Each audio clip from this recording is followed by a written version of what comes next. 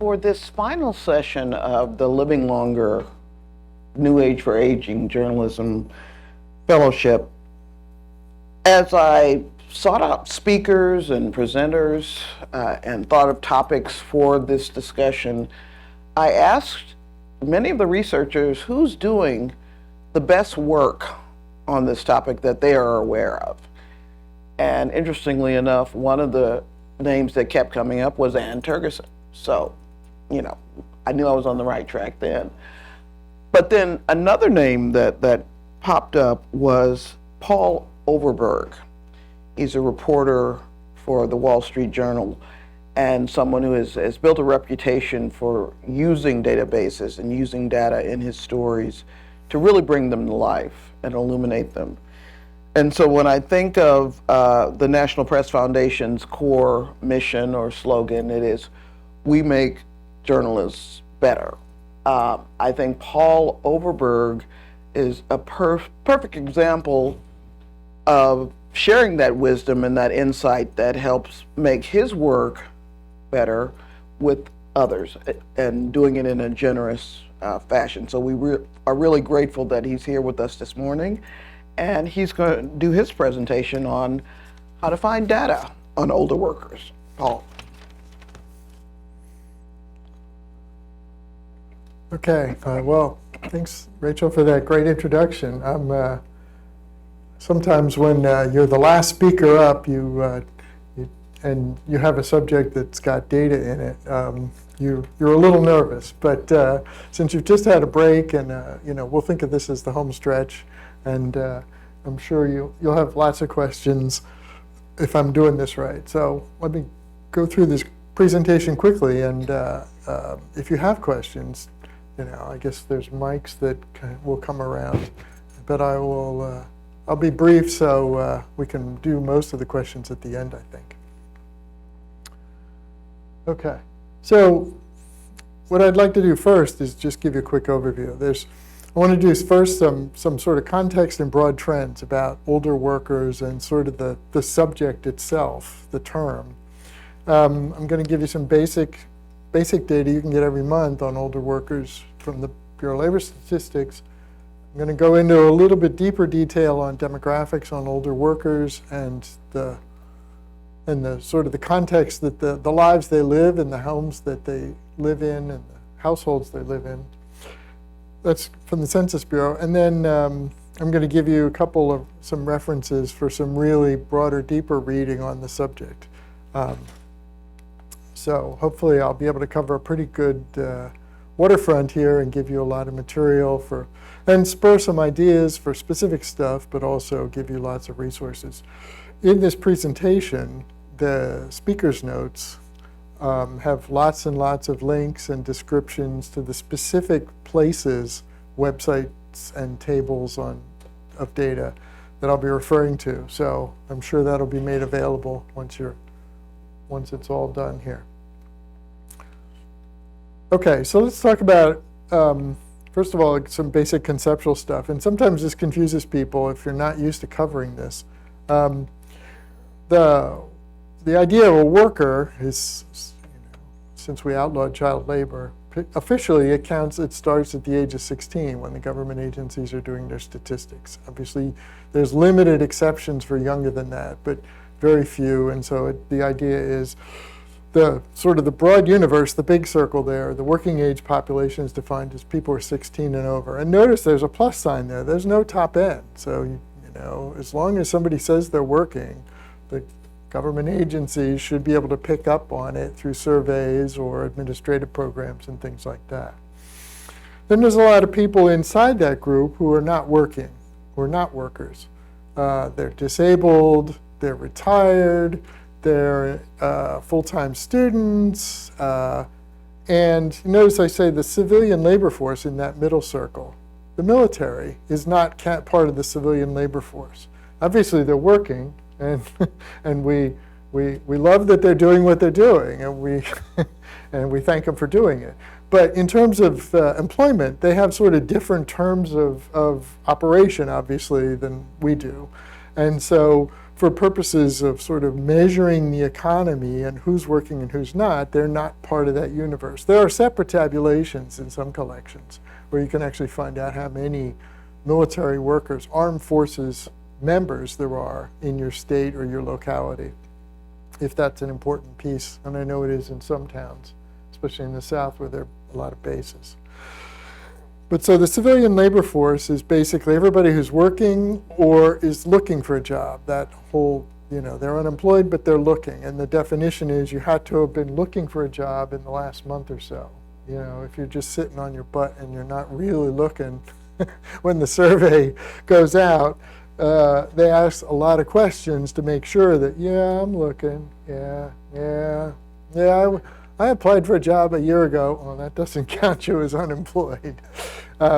This is completely separate from the whole universe of are you getting unemployment compensation, because there's a whole different state varying set of rules for that. There's a lot of data generated by those, and we'll talk a little bit more about that later, because that becomes useful when you're looking at employed people as well as unemployed people through that whole sort of apparatus of who's getting unemployment compensation. And so finally, inside the civilian labor force are the actual people who are working, the employed. And you can imagine if we're thinking about older workers, a fair number of people are in that outer ring. They've retired, or they're disabled, or they would like to work, they're not really retired, but they're doing something that doesn't count as work in the official definition. They may be volunteers 40 hours a week. They may be raising their grandchildren. So are they retired? Retirement is one of those words that I try to avoid because there's so many, it's a very complex country, it's more so than ever, and that piece of it is changing month by month, even before the pandemic, and the pandemic has created huge ripples to the concepts and the numbers around that. So I try to avoid that term. But anyway, that outer ring is a lot of people. And so these rings, the outer ring doesn't change that much that fast. The inner two, though, swing quite a bit based on pandemics and interest rates and recessions and things like that.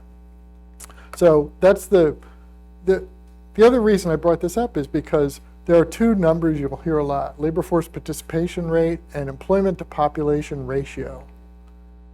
And they should not be both named. They should both be named rates because they are a measure of one subgroup of a larger group. And in this case, the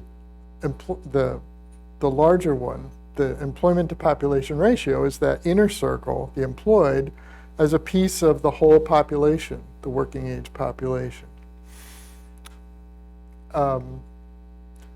And the labor force participation rate is that labor force and then the share inside of it of the employed workers.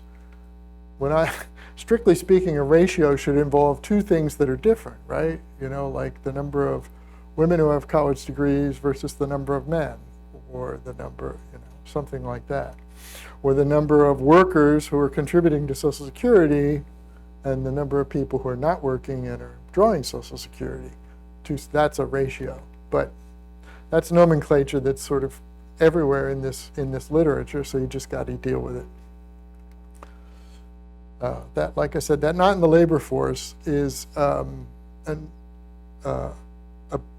that's the swing vote, if you want to think of it in electoral terms, when we're talking about older workers who can come and go at the drop of a hat based on family situations, work, health, all those things.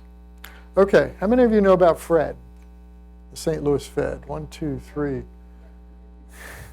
Okay, so the St. Louis, the Federal Reserve Bank in St. Louis, like all the Federal Reserve Banks, has a pretty powerful economic research and publications apparatus. And one of the things that they've specialized in is collecting economic and demographic time series, and they put them in basically a visual first kind of interface. So you can go in there and just search and find all kinds of stuff, and you're not basically pulling tables out of a database. you're actually looking at graphs. And then you can download the data, you can customize the data, et cetera. So it's a great resource to know about. And you can go in there and without much training, you can start actually doing sort of useful sort of browsing of stuff like this. So here's the working age population, that big circle I was talking about. Notice how stable it was for a whole generation. The country was growing through the 60s and the 70s and the 80s, but this group wasn't. The older, the working age population that's 55 to 64. In other words, people who are sort of that older, they're candidates to be older workers. You know, they're over 55. And then all of a sudden, along came the baby boom, right? The oldest baby boomers turned 55 in, what, 1995 roughly, and there it goes, up like a rocket. And then look at what happens right at the end there. The recession is effectively the pandemic, that last gray line there. All of a sudden, flat. So big changes. These trends tend to, you know, once they get going, they don't tend to change easily. Obviously, the pandemic has changed some of that. But if you think about it, the youngest baby boomers in 2020 just got to 55. So behind them is Generation X now turning 55. So all of a sudden, the number of people who can actually are candidates, you know, who are actually of this population is going to start shrinking because the older boomers are going to exit this group and the younger Gen Xers are coming in. One of the things that's really important to think about when you think about older workers is this whole sort of precession of the age waves coming through groups that you're thinking about. Because, yeah, the boom. I mean, since the baby boomers showed up, they've been sort of making waves through everything from nursery school to employment and now into these sort of later years of work or whatever, retirement. As a percentage of the working age population, this group, the 55 to 64-year-olds, was dropping all through the 70s and 80s because the people who are coming into this group were the smaller cohorts of born during the Depression and the war. And also, you know, and the population was growing back at the younger years because the baby boomers were being born. And then as that all sort of tailed off. So this, as a share of the population, the working age population, this group has effectively doubled in the last generation. It's much more significant. And so, again, this is just the working age population. This is the raw material, the supply of where you get older workers from. So it's obviously a much bigger deal than it was. But again, look at how it's sort of flattened out at the end there because now it's going to start losing steam because the boomer cohorts are exiting this group and the Gen Xers are coming in, the smaller baby bust as it was called in the early 70s. Immigration to some degree, which is mostly focused on people in their early 20s, can reshape what the birth cohorts look like when they get into the early years of the workforce. But once you get up to this kind of age cohort, immigration has almost no role to play. Very few people immigrate at that age. If you just look at the number of workers who are 55 to 64 and then 65 and over, you can see that same general pattern. The numbers have been rising, and then there's that recession/pandemic gray line and flat. There's a lot of people who are sort of, so there's a couple things going on here. Obviously the pandemic had, you know, presented lots of reasons why workers and older workers in general either couldn't work or didn't want to work. But underneath that, the demographics are also doing it too, because like I showed you with the population, the larger group, it's starting to shrink. And so that flattening is a combination of both effects. And it's going to take a while to figure out how much of what's happening is due to one versus the other. Even if everybody who was working in this age group went back to work tomorrow, and there are many who never will, that number would be flattening out just because there's just fewer of those people available, because the people who turn 55 next year are fewer than the people who are exiting that cohort. Okay, so let's just go quickly over some monthly basics. Every month there's what we call at the Wall Street Journal, Washington Bureau, Jobs Friday. And it's a big deal. That's where the journal's econ team is. And there's run-up stuff, there's walk-up anticipation stuff, and then there's lots of coverage that day. Then when the BLS puts out its monthly report on unemployment. And most people focus on that top line number, the overall unemployment rate, and some people focus on the labor force participation rate that I talked about, which is a measure of all the people who could work, how many of them are working. But in that big dump of data that the BLS puts out once a month on Friday, you'll find the monthly breakdown of the workers who are 55 and over, and then it's split up into two subgroups. So you can track this at a national level if that's what you want to track. You also get the earnings, median earnings. Half of the workers make more and half of them make less than this. These are sort of nice, kind of easy to keep track of numbers. It's also broken down by sex. I don't have that here because the table itself is way wider than a slide would be. And if you just want to look at age 55 plus workers, you can actually see the breakdown, this similar stuff, broken down by race and Hispanic ethnicity. So you can do a sort of a month by month, if you want, track just when the BLS puts out the monthly numbers on unemployment of older workers.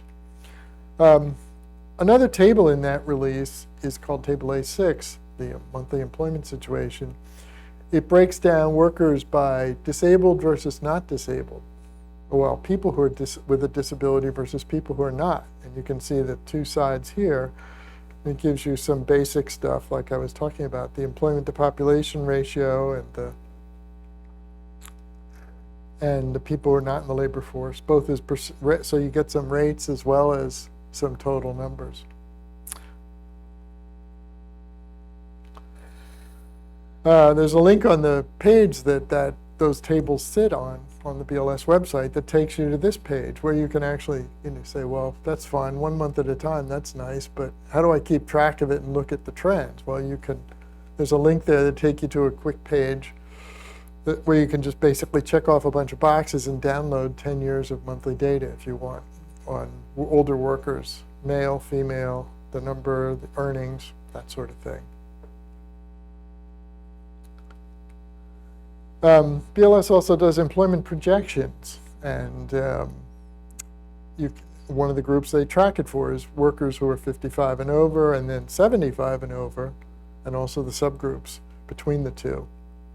So here's 20 years of data and 10 years of projection here, which is kind of hard to see.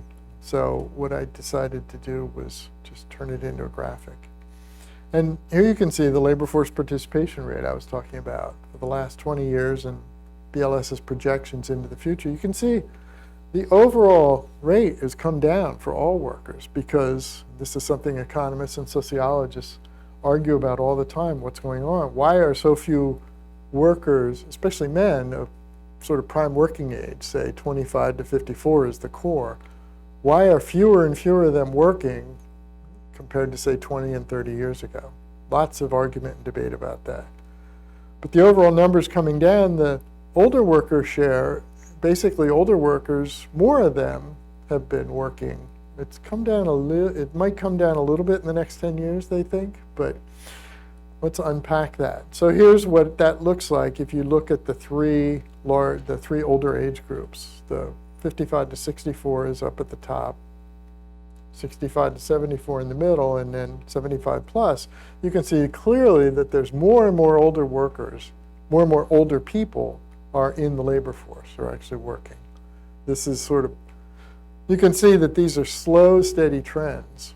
Like I said, once these trends get going, it takes a lot to switch them. The pandemic may do some of that over the next couple of years, we'll have to see. But the broad sort of push of demographic and economic factors and social and cultural factors has been more workers who are older being out there and working.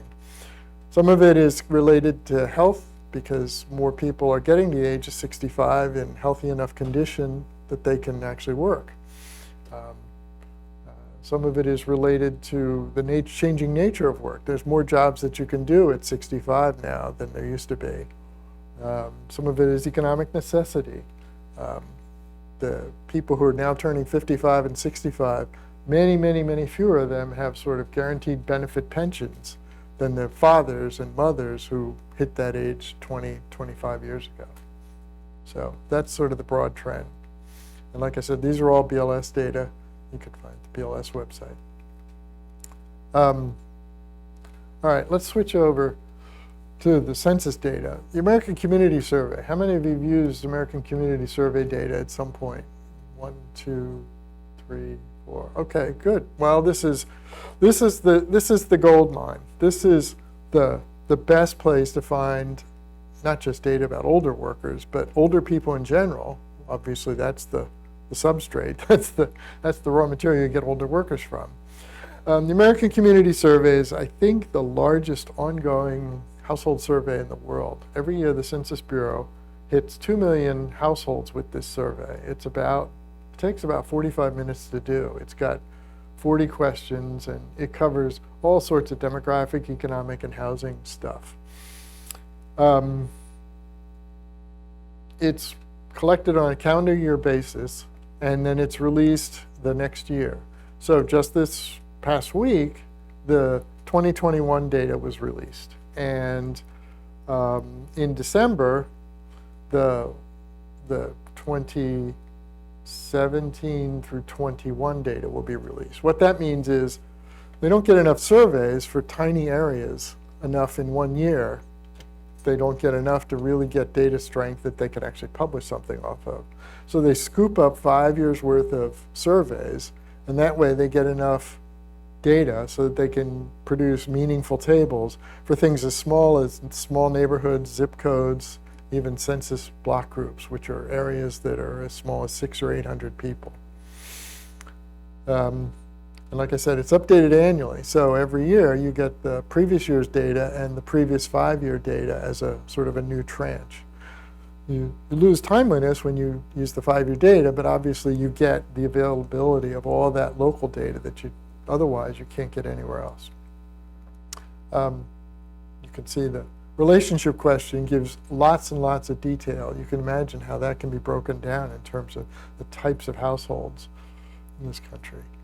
So let's look at older people stuff. There's 2 data reports that are specifically produced out of the ACS. There's various sort of tables and types of tables they produce, so several thousand each year. Various subjects broken down, but 2 that are really specific if you want to look at older people. Now, this is not older workers, but this is the people who can be older workers and the people who are spouses of them and that sort of thing. So they basically collect a whole bunch of statistics about, as you can see, people who are over 60. That's one of them. There's 73 million of those people. And then they do another one called, it's just people over 65. Among other things, it includes their earnings and their employment status and their disability status. So in addition to learning about their, the type of household and the relationship that in that household that they live with, and their race will break down their educational attainment and things like that, you can actually get their direct employment status and earnings. Earnings is the subcategory of income that is just money for work, right? It doesn't count rent or royalties. Anybody here collect royalties? Or child support or Social Security or any of those things, pension, retirement income. So this is one of the key reports that's sort of a good sort of way to sort of skim for any area you want to look at, whether it's the state of Maine or Bangor, Maine, or even a zip code in some county of Maine. There's a key table there in the ACS data that actually gives us, for people who are over 65, it gives us their employment breakdown by weeks and by hours. This is probably the key ACS table if you're looking at older workers. So you can see, here's just the female breakdown. In the United States, there were 29 million women over 65, and how many worked in the last 12 months, and how many worked full-time versus part-time, and it's all broken down there. Now, another good source of ACS data is, how many of you have ever heard of a website called Censusreporter.org? Nobody. Okay, well, then I think this is worth the price of admission here. This alone. A few years ago, a bunch of data journalists were grumbling about how bad the Census Bureau's website was for trying to find data.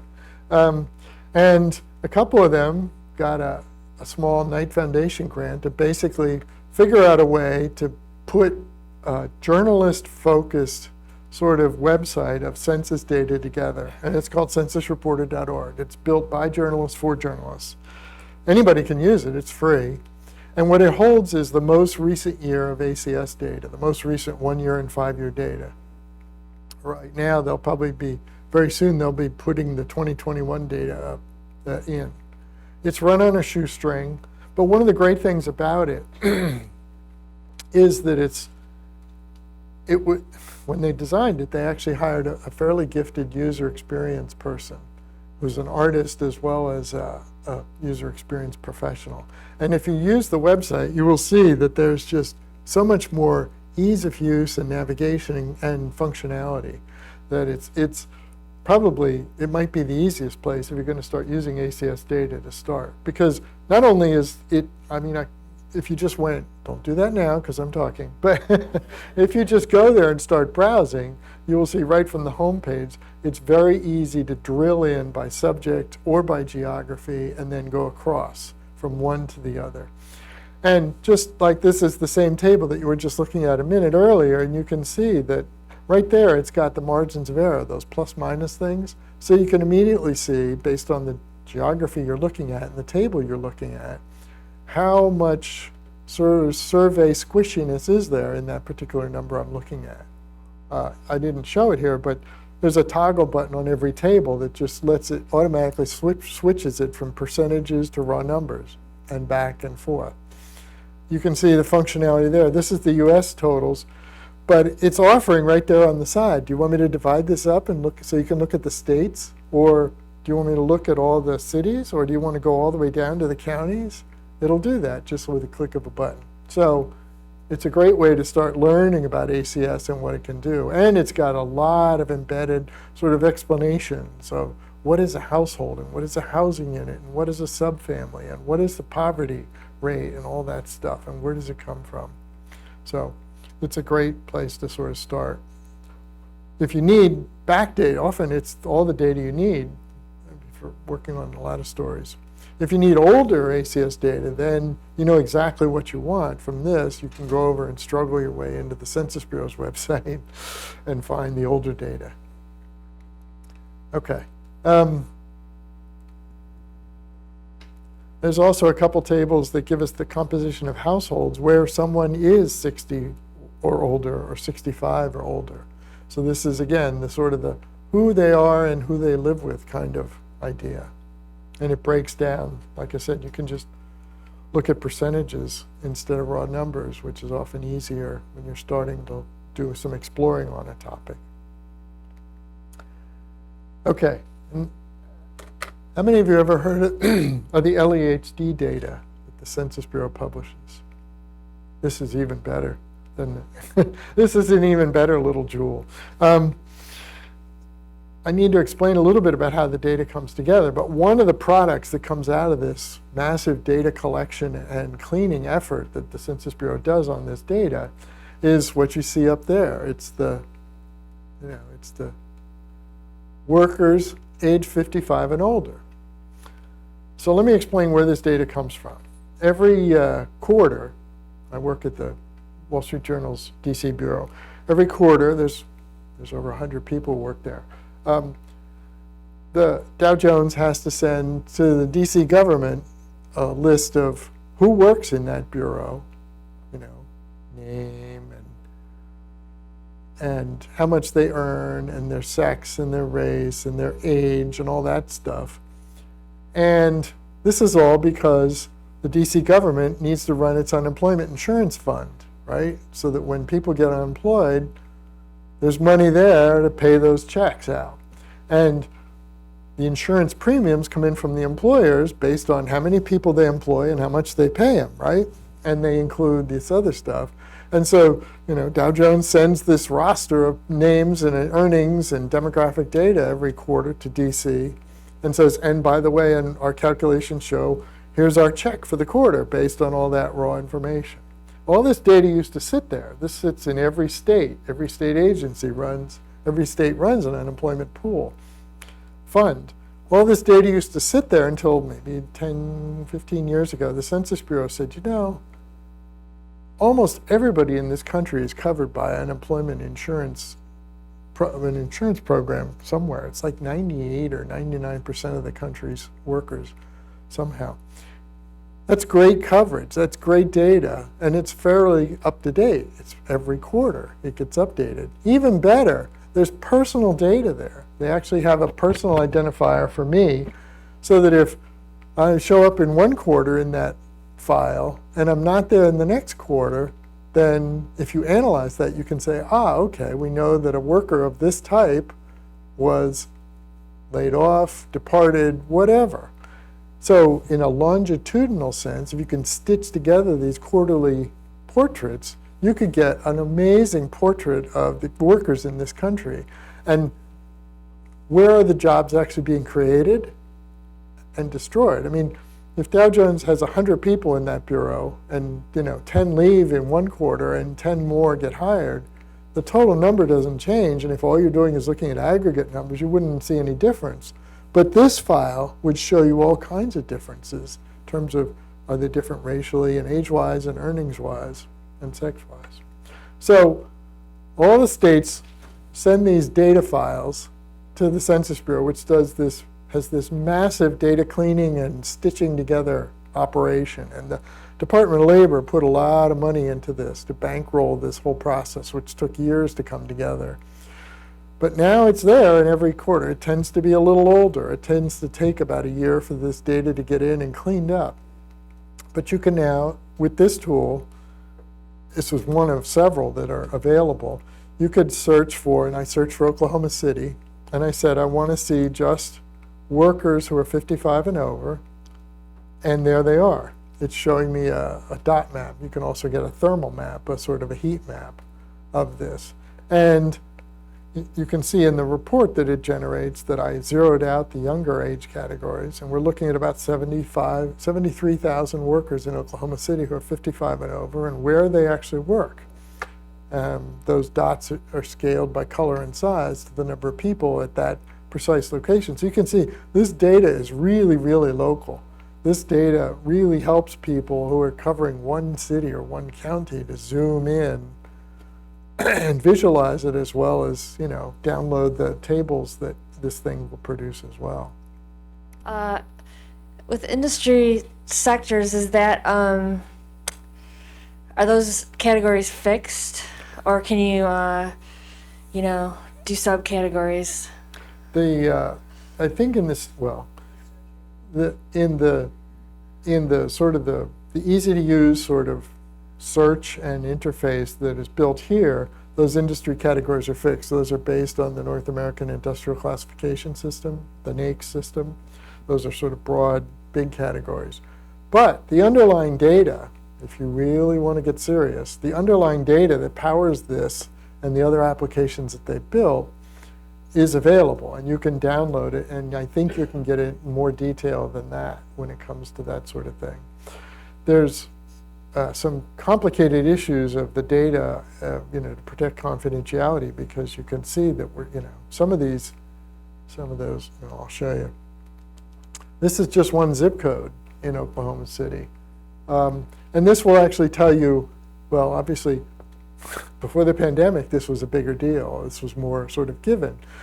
One of the choices you make when you pull up this report is, do you want to know based on where these workers live or where these workers work? So this is where the workers 55 and over who live in this zip code live. And so you can see they obviously all live inside that zip code. But you can see we're right down to like small numbers. Here, this subset is down to about 2,800 people, 2,800 workers who live in the zip code who are 55 and over. And then if I analyzed it the other way, this is where they work. So you can look at both ends of the picture. And you can see there, you can actually see the report actually generated a radar chart that showed how many miles they commute and which direction, which is useful for all sorts of things, unrelated to if you're just looking at older workers. You can use this for things like commuting patterns.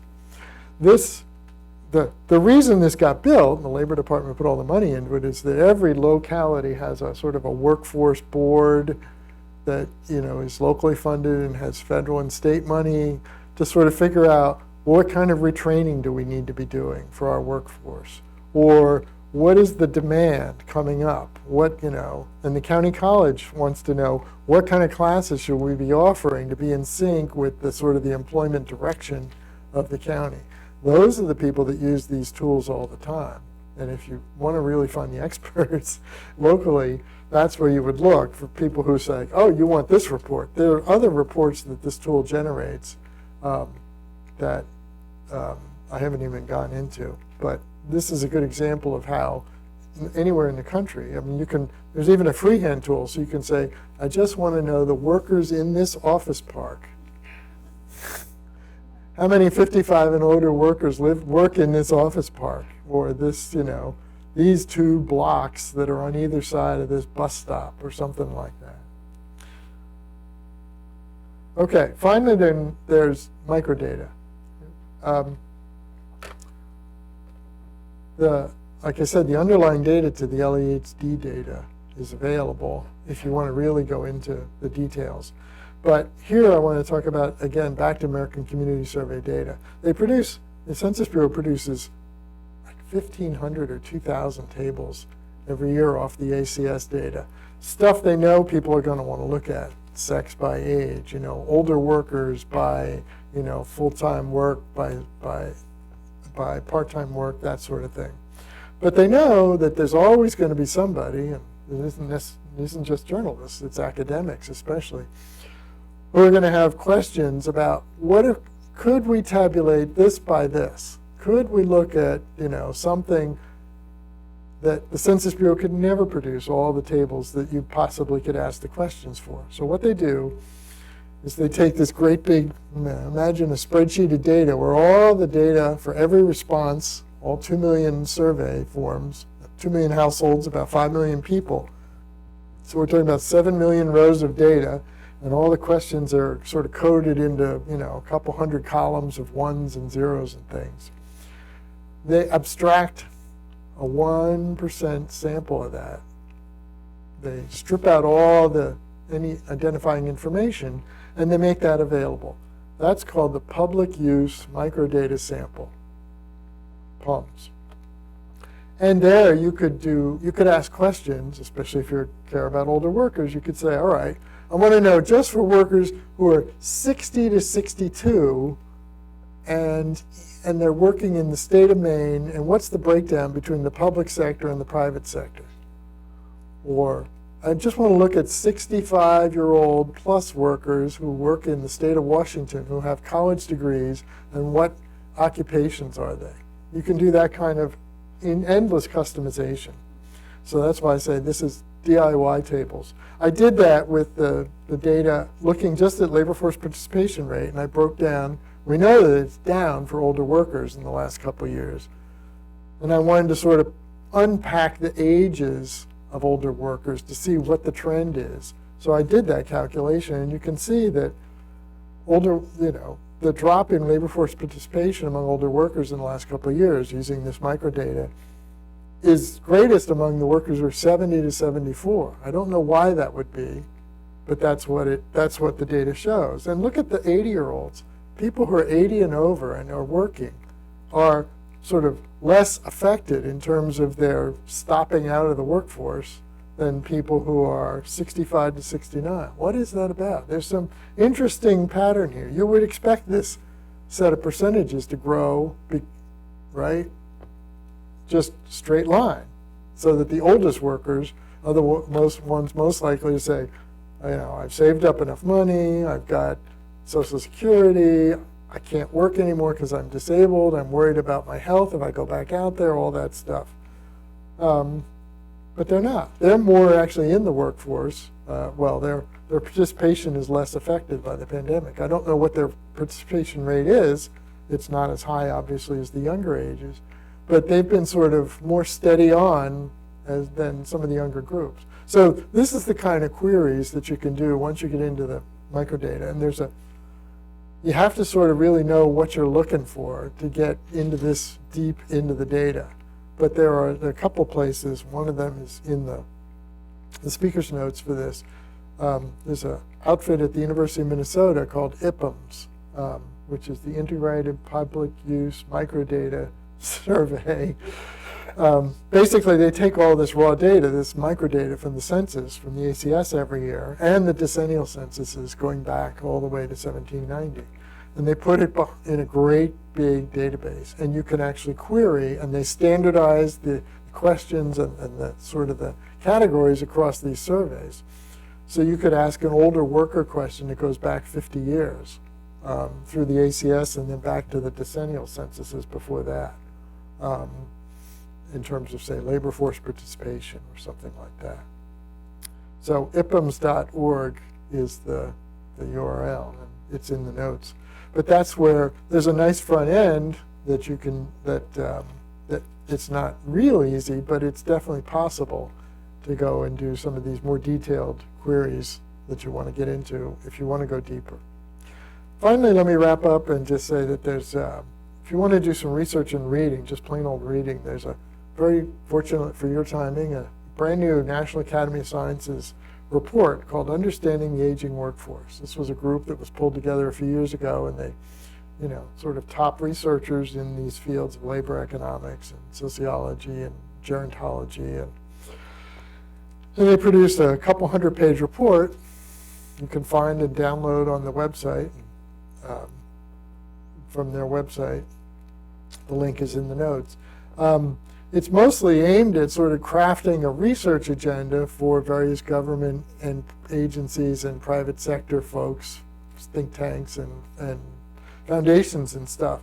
But it's got a wealth of information in it about sort of where we are in terms of what we know and what we don't know, and the status and the recent trends in terms of who are older workers and what are they up to. And that's just one example here. You can see the long sort of trend. Over the last 20 years, obviously, there's been a lot more older workers have been sort of boosting their share much more than younger workers, who are actually sort of shrinking in terms of their participation in the labor force.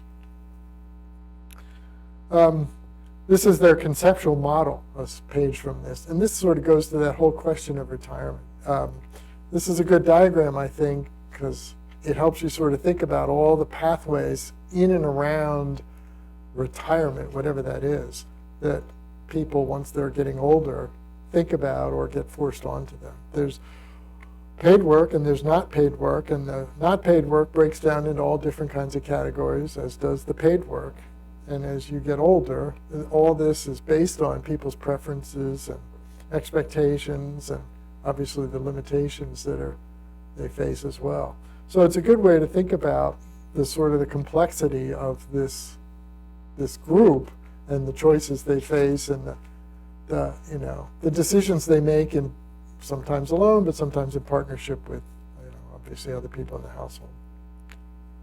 And there's one more thing, is the health and retirement study. Most of what we know about retirement and aging workers or aging people of any kind comes out of this, which is a longitudinal survey that's been run since the early 90s. And every few years they add more people. It's supposed to basically sort of every couple of years they do a detailed set of interviews of all these people, and they go back to them every 2 years. So it's called a panel study.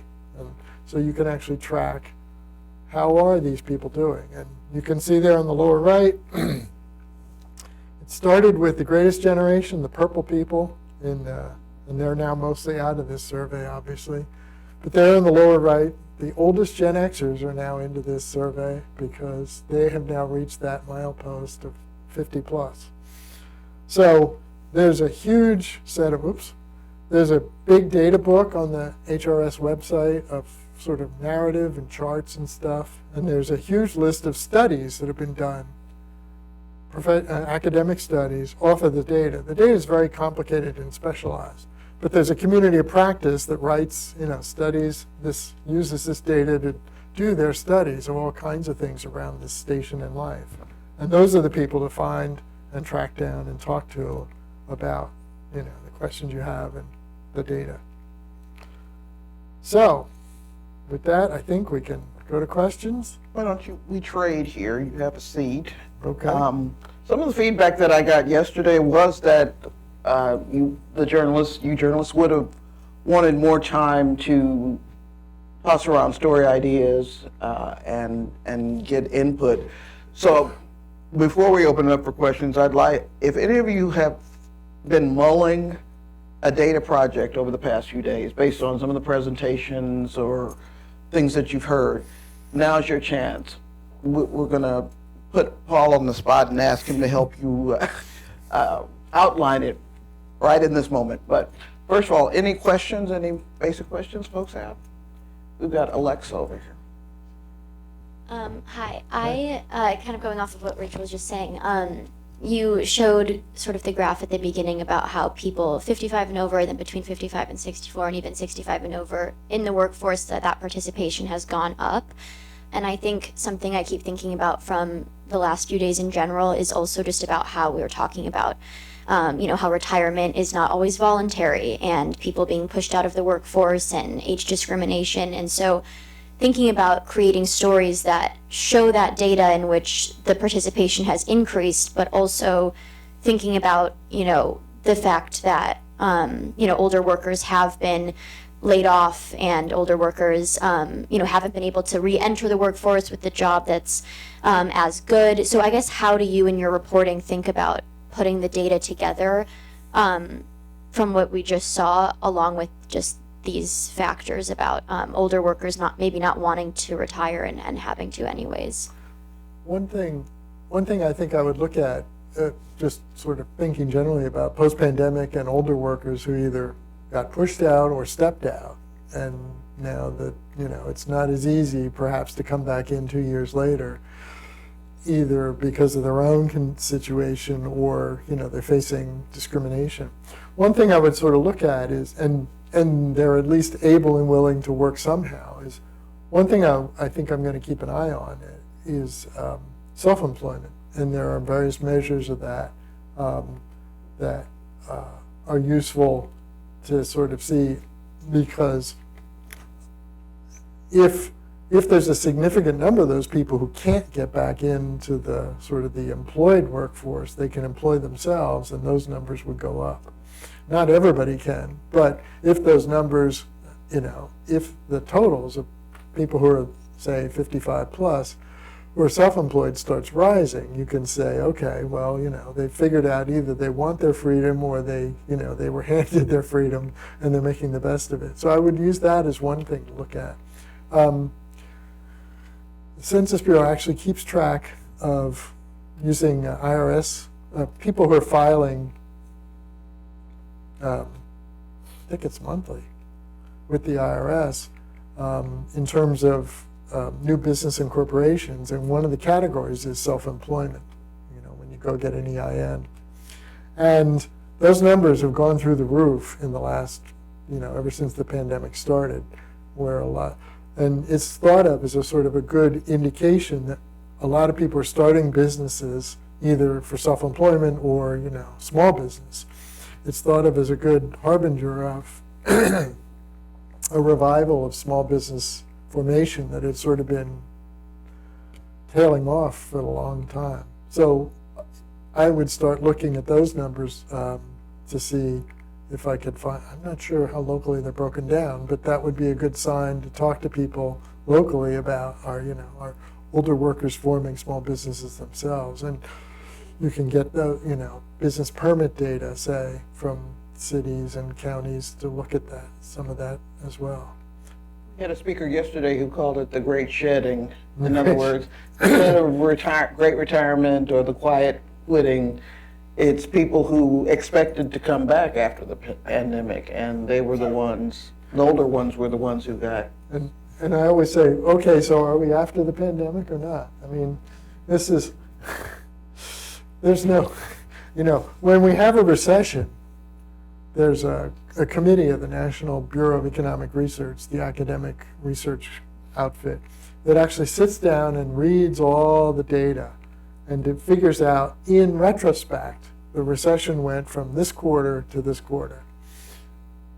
We don't have that for the pandemic, do we? So in some ways, we're going to sort of be groping for, are we done yet, for another couple of years? And I think this is a good example of, these ripples are going to keep going out through, say, older workers for years.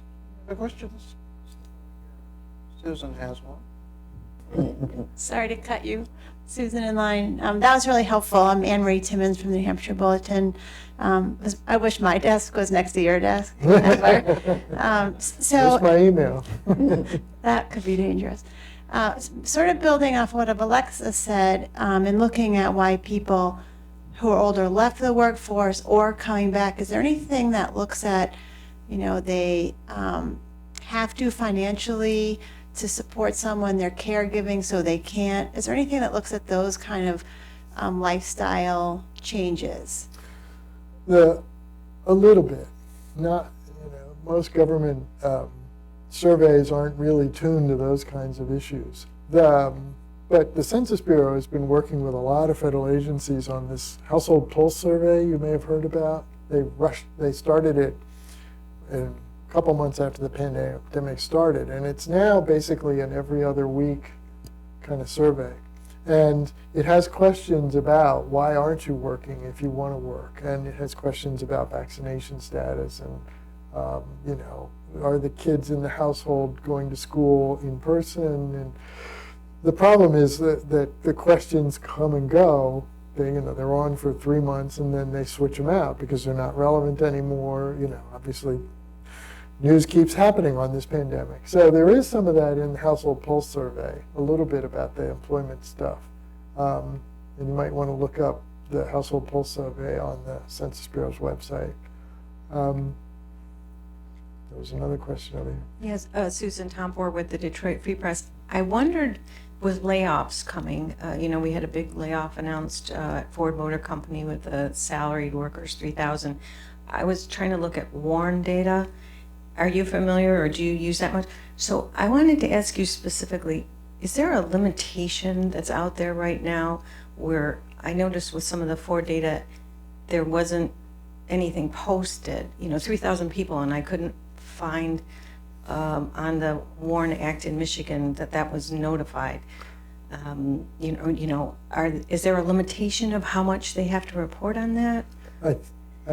The WARN data she's talking about is a law that says that when an employer lets more than 100, I think, workers go from a particular location, they have to give a 90-day notice. I think it's under some federal law from the early 90s. And each state does varying jobs of posting those notices, which they get. Some of them actually just literally post up the letter on the letterhead that they get from the employer. Some of them just produce a spreadsheet, and some of them they're months behind.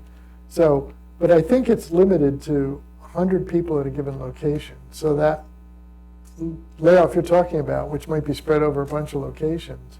It's based on the location, you're saying? So, but if it was Right. at the Ford headquarters, there'd be 100 out of 3,000 if most of them are going to be in Michigan, You would think. you would think. So And they're I at- think it might even be smaller than 100 because in the past I had seen like at some of the restaurants were kind of small, but maybe it is 100. Some companies actually do voluntary reporting Okay. below the threshold too. And some states have laws, I think California in particular, has a law that's even got lower thresholds than the federal thresholds. And so if you're doing business in California and you have to meet those, you might just say, all right, we'll tell North Carolina and any other state we do business with based on the California thresholds. So I think that's what it is. But I think it's 90 days So if the layoffs haven't happened yet, or if they're Well, still they farther out happen. than 90 days, They happen. well, then I would call them up and say, how did you get around Yeah, this? okay. Yeah. Thank you. I think it's an acronym. I can't remember what it stands for. Yeah. Wait for the. Hi, I'm Lori Valligra from the Bangor Daily News. One of the challenges we face in Maine, Renee is also from Maine, is just a lack of data. We don't have a lot of people, so we don't always like ring up on the charts. But I'm wondering if there's any data on the economic impact of older workers. The economic impact? Well, if you looked at the ACS data that I showed, where it actually has the number of workers and their earnings, you could just multiply those. But in addition, the economic impact, the downstream effects of them going into a job, participating in the community, buying lunch, that type of thing. Because a lot of times when you get economic impact data, it's very convincing. Yeah. I think I would talk to some local economists about that. In terms of if you can sort of look at, say, the rough breakdown by what type of job these people are doing, there's probably standard sort of multipliers that they use for factory workers versus office workers versus restaurant workers in terms of the economic multipliers of those jobs. And some of those are based on their earnings, so you can use sort of standard earnings data that, like the data I was showing you from the LEHD that actually shows the median earnings, the actual earnings breakdown, what share of those older workers are, over $3,300 a month, and in different categories like that. You might be able to piece something together. The reason I ask is Maine has had a big issue with its paper mills going out of business, and we learned yesterday that another mill is going out in really? Jay, and there are going to be more than 200 people affected. So it's a small town, and I wondered what the effect is, because a lot of those workers have been there for decades. The census, well, if you're going to look at those kind of economic impacts, obviously, in a case like that, the union would know sort of what their age breakdown is, and what their pay scale is, and what their payroll is. But there's another Census Bureau program called the County Business Patterns. Have you ever heard of it? Every year, for every county in the country, the Census Bureau produces basically a breakdown of, using a combination of survey and administrative data, the number of workers, the payroll, and the number of businesses. It's called establishments. For every, and then it's broken down by sector. And once you get to small counties, obviously they have to suppress data for privacy reasons if you're the only paper mill in the county kind of thing. But the total is there, and you can look at it for every year for every county in the country. So you can sort of see the trends, and you can look at, if with some rough numbers, you could probably ballpark what that mill closing would do. I was going to say the other thing. Oh, there's a firm called EMSI, EMSI, which got its start doing economic impact statements for universities. Universities always have town gown kind of strain with the local town because a lot of the property is all tax exempt, and and the kids all go out and get drunk and mess up the town on Saturday night and things like that. So universities got in the habit of saying, we pump a lot of money into this town, so back off a little, okay? As they negotiate with the town. EMSI, so EMSI does that as one piece of their whole sort of line of economic impact studies and things. And it would be interesting, you might want to ask them if they do that for cities in your area, because obviously education is a big piece of what goes on in some of those little towns in Maine. Unless there are any other burning questions, I think the best thing about having a speaker like Paul is that he does understand where we're coming from. If we call him on deadline or send him something by email. So I'm going to take this opportunity to thank you for really acquainting us with some of the ways that we can give our stories context and depth using data. So let's give Paul a round of applause. Thank you so much for joining us.